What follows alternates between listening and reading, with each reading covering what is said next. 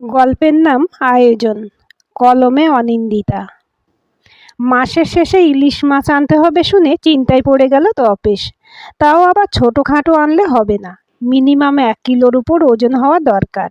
সকাল সকাল উঠে মা ফর্দ ধরিয়ে দিয়েছেন 1 কিলোর নিচে ইলিশ হলে একমাত্র জামাইয়ের পাতে তিনি তুলে দিতে পারবেন না। বারবার তপেশের মনে হচ্ছে কেন যে মিনু বুঝে বুঝে বরকে নিয়ে মাসের শেষেই আসে। শুধু তো ইলিশ কিনলেই হবে না, লম্বা লিস্ট জুড়ে চিংড়ি, মাংস, মিষ্টিও আছে। কিভাবে যে এতগুলো জিনিস সে ম্যানেজ করবে ভেবেই কুলকিনারা খুঁজে পায় না।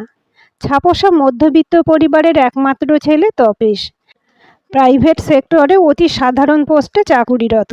বাবা সারা জীবন অফিস গেছেন সাইকেল চালিয়ে, স্বাভাবিক নিয়মেই তেমন একটা কিছু সঞ্চয় করতে পারেননি। কালের গতিতে রিটায়ার করে ঘরে বসে আছেন, পেনশনও নেই, পুরোপুরি ছেলের উপর নির্ভরশীল। কাজকর্ম করার আর ইচ্ছে নেই, ক্ষমতা আছে কি? জমানো টাকা সুদ হিসেবে যেটুকু হাতে পান তাতে জলটুকুও গরম হয় না। সংসারের যাবতীয় দায়িত্ব এখন তপেশের ঘাড়ে। বাড়ির একমাত্র ছেলে বলে কথা, ঘাড় না পাতলে চলবে কি করে? মাঝে মাঝে সে ভাবে, বেশি পড়াশোনার আশায় বসে না থেকে পরীক্ষা দিয়ে ভাগ্যিস সে কোনো রকমে রাজ্য সরকারি দপ্তরে নিম্নকরণিকের ভরসাযুক্ত একটা চাকরি জুটিয়েছিল, তাই মাসের শেষে টুকটাক ধার চাইলে মিলে যায়। নইলে শেষের কদিন সংসারে থাকা লোকজনের মুখে দুবেলা ভাত তরকারি তুলে দিত কোথা থেকে? বন্ধুদের তো দেখছি জুতো শুকতলা খুইয়ে টিউশন পড়িয়ে চলছে, নয় শপিং মলে অনলাইনে ডেলিভারির কাজ করছে। কিন্তু অভাব অভাব মিটছে কই? তপেশের বউ মিতা বড় ভালো মেয়ে, নইলে এই যুগে দাঁড়িয়ে কেউ শ্বশুর শাশুড়ি নিয়ে ঘর করতে চায়? অনেকেই করে হয়তো, তবে সেটা পরিস্থিতির চাপে খানিক বাধ্য হয়ে। কিন্তু মিতা শ্বশুর শাশুড়িকে নিজের মা বাবার মতোই ভালোবাসে। আসলে মেয়েটা ছোট থেকেই অনাথ, মা বাবার ভালোবাসা সে বইয়ের পাতায় পড়েছে আর চেয়ে চেয়ে দেখেছে টিভির পর্দায়। ভেবেছিল বিয়ের পর সত্যিকারের মা বাবার ভালোবাসা জুটবে, কিন্তু অনাথা মিতার কপালে এত সুখ কোথায়? কলেজে পড়ার সময় তপেশের সঙ্গে আলাপ ও ঘনিষ্ঠতা। কালীঘাটে গিয়ে সিঁদুর পরিয়ে মিতাকে ঘরে তুলেছিল। যথারীতি মা বাবা তপেশের স্বেচ্ছাচার মেনে নেননি। যে মেয়ের বাবা মা নেই, যৌতুক এনে কোনো সুসার করে না সংসারের, সেই মেয়ে কি সংসারী হয়? না, হতে পারে। এই ছিল মিতাকে দেখে তপেশের মায়ের কথা। শুধু একবার কেন, বারবার সে কথা মিতার মুখের উপর বলতে তিনি দ্বিধা করেননি। অথচ তপেশের বোন মিনুর বিয়ের সময় গয়নার জোগাড় করতে না পেরে যখন হন্য হয়ে ঘুরছে তপেশ, বিয়ে হয় কি না সন্দেহ, তখন বিনা বাক্য ব্যয়ে তার মায়ের শেষ চিহ্ন সীতাহারখানা তপেশের মায়ের হাতে তুলে দিল মিতা। তিনি তখন সেটার দিব্যি হাসি মুখে নিয়ে নিলেন। ভীষণ রাগ হয়েছিল তপেশের, বারবার আপত্তিও করেছিল সে, কিন্তু মিতা কিচ্ছুটি শুনতে রাজি হয়নি। তপেশ বোঝে, ভালোবাসার কাঙাল মিতা শ্বশুর শাশুড়ির কাছ থেকে কেবল একটু ভালোবাসা পেতে চায় একটু স্নেহের পরশ। কিন্তু সর্বস্ব দেওয়ার বিনিময়ে অবহেলা ছাড়া আর কিছুই জোটে না ভাগ্যে তার। পকেটের পয়সাগুলো গুনে তপেশ ঠিক করলো যে সে কাতলা, চিকেন আর ছোট চিংড়ি আনবে। তার জন্য মাসের বাকি দিনগুলোয় আলু সেদ্ধ ভাত খেয়েই পরিবারের সবাইকে কাটাতে হবে। এমনিতেও বাজারে বেশ কিছু ধার হয়েছে সংসার চালাতে গিয়ে, নতুন করে ধার বাকিতে জড়াবে না সে। মিনুর বর কোনো বড় অফিসার নয়, তারই মতো একজন কলম পেশা ছাপোষা কেরানি। সে নিশ্চয়ই বুঝবে মাসের শেষে বড় সাইজের ইলিশ কেনার মতো পয়সা আর একজন কেরানির পকেটে থাকে না। বাজার দেখে তপেশের মায়ের মুখ গম্ভীর হয়ে গেল। এই দিয়ে কি নতুন জামাইকে খেতে দেওয়া যায়? না ইলিশ, না গলদা, না রেওয়াজি খাসির মাংস, কেনার মধ্যে কেবল ছোট ছোট চিংড়ি, তাও মোটে 200 গ্রাম, 500 গ্রাম কাতলার পেটি আর ব্রয়লার মুরগি। এই দিয়ে কি পাত সাজিয়ে দেওয়া যায়? আর অতটুকু চিংড়ি মোটে জামাইয়ের পাতে দিলে মেয়ে বাদ পড়ে, মেয়ের পাতে দিলে জামাই খাবে কি? অত্যন্ত বিরক্ত হয়ে বললেন, তোর কি কোনো আক্কেল বিবেচনা নেই রে তপু? এই দিয়ে মেয়ে জামাইকে খেতে দেওয়া যায়? কতদিন বাদে আসছে ওরা। পাল্টা বিরক্তি দেখায় তপেশ। তবে বরং আমায় বেচে বাজার থেকে বড় সাইজের ইলিশ কিনে আনো। তোমার জ্বালায় দেখছি আমায় এ বাড়ি ছেড়ে চলে যেতে হবে। জানোই তো আমার রোজগার কত, এত খরচ কিভাবে সামলাবো আমি? কতদিন আবার কি? এই তো দিন সাতেক আগেই দুজনে এসেছিল। হিসেব করে দেখেছি, মিনু মাসে দুবার তো আসেই, কখনো কখনো সেটা তিনবারও হয়।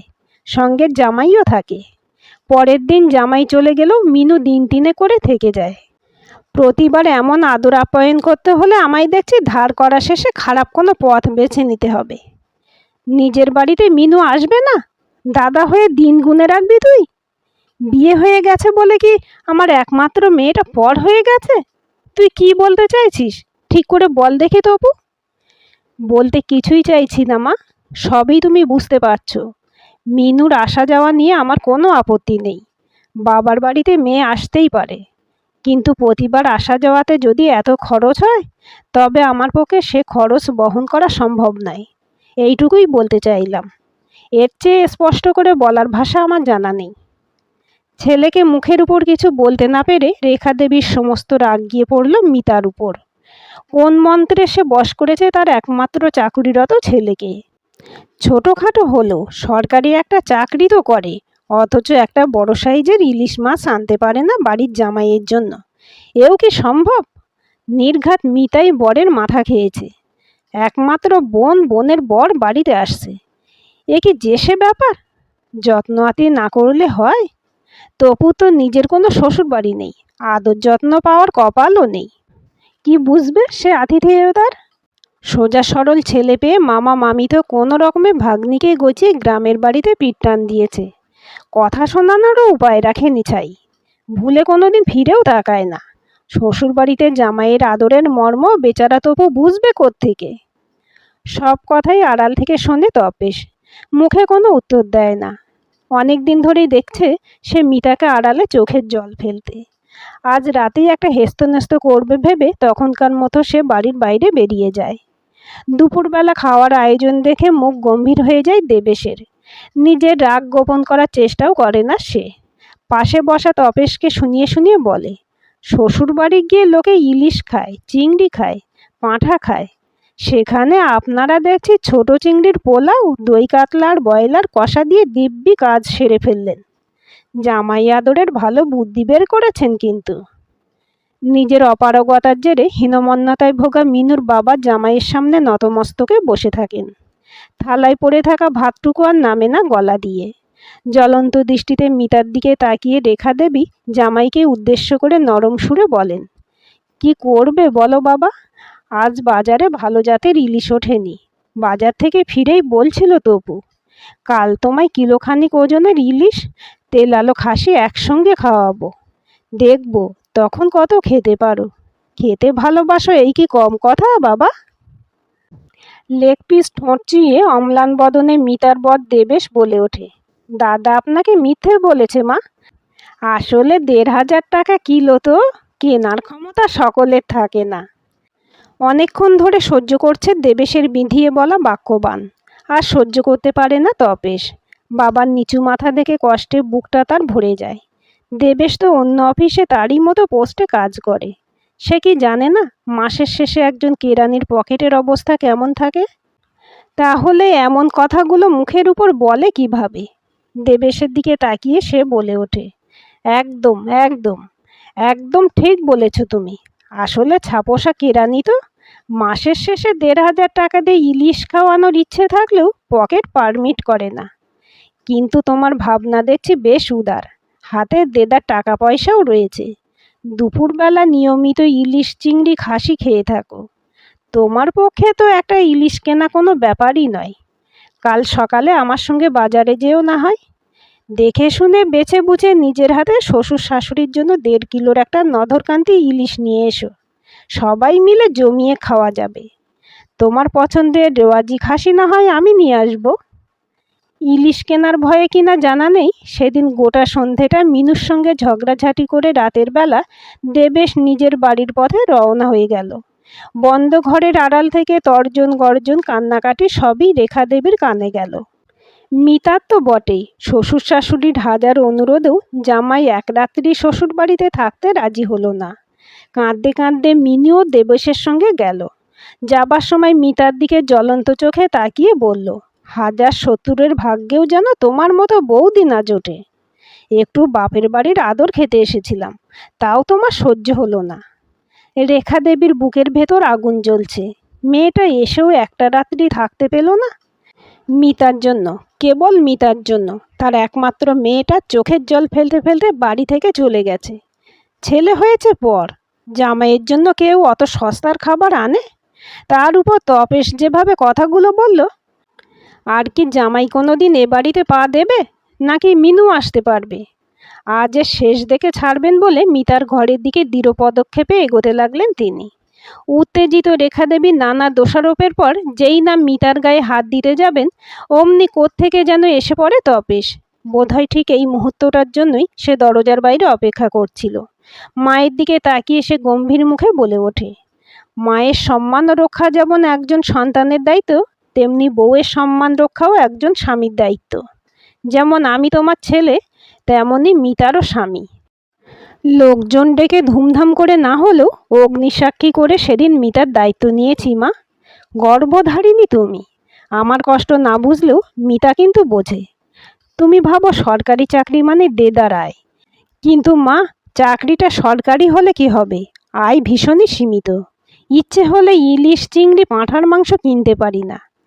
তোমার দেওয়া লিস্ট মিলিয়ে আজকের বাজার করার খরচ জোগাড় করতে আমার দেওয়া একমাত্র আংটিটা বন্ধক রাখতে চেয়েছিল মিতা।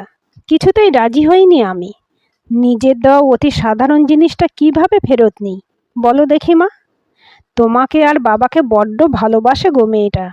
দেখলে না, মিনুর বিয়ের সময় অত দামি সীতাহারখানা কোনো আপত্তি না করেই কেমন তোমার হাতে তুলে দিল। তখনও কেন বুঝলে না মা? অনাথা মেয়েটাকে কি একটুও মায়ের ভালোবাসা দেওয়া যায় না? তার চেয়ে বরং আলাদা হয়ে যাব আমরা। ভালোবাসা না পাক, সম্মানে তো হাত পড়বে না। অন্তত কেউ গায়ে হাত তোলা তো সাহস পাবে না।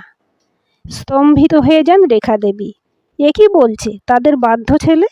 ভালো করে তাকান ছেলের মুখের দিকে। দৃঢ় চোয়ালের ভঙ্গি বলছে মিথ্যে বলছে না সে। ভবিষ্যৎ পরিকল্পনা আগেই করে রেখেছে। তুই চলে যাবি?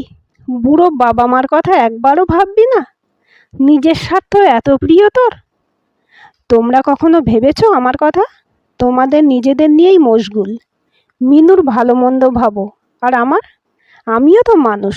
একবারও ভাবো সে কথা? বারবার বলছি পারছি না সীমিত আয়ে কুলোতে। শুনেছো আমার কথা? শুধু ঠুনকো আতিথেয়তা নিয়ে পড়ে আছো। আমি বাঁচতে চাই, নিজের মতো নিঃশ্বাস ফেলে বাঁচতে চাই। তোমার জামাইয়ের ভালো মন্দ ভোজের জোগাড় করা আমার পক্ষে সম্ভব হবে না।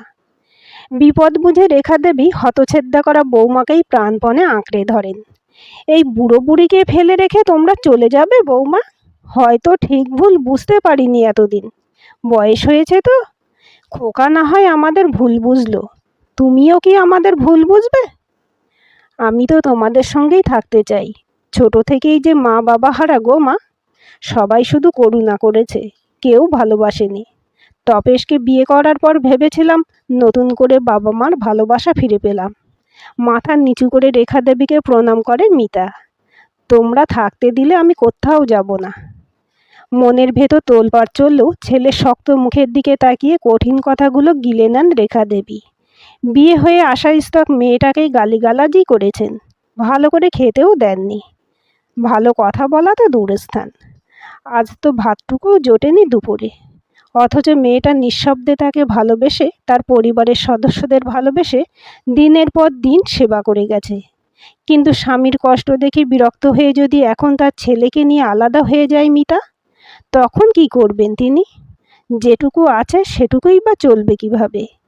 মেয়ে জামাইকে ভালো মন্দ খাওয়ানো তো দূর, নিজেরা প্রতিদিন কি খাবেন সেটুকুই কি জানেন তিনি? মিনুর বাবার জমানো টাকার সুদে দুজনের সারা মাসের ওষুধ খরচাটাও ওঠে না। ভাবনার ঘর থেকে বেরিয়ে তপেশের সামনে মিতাকে জড়িয়ে ধরেন রেখা দেবী। কাষ্ঠ হেসে বলেন, মায়ের উপর রাগ করতে নেই রে মা। না বুঝে মারা তো ভুলভাল বলেই থাকে।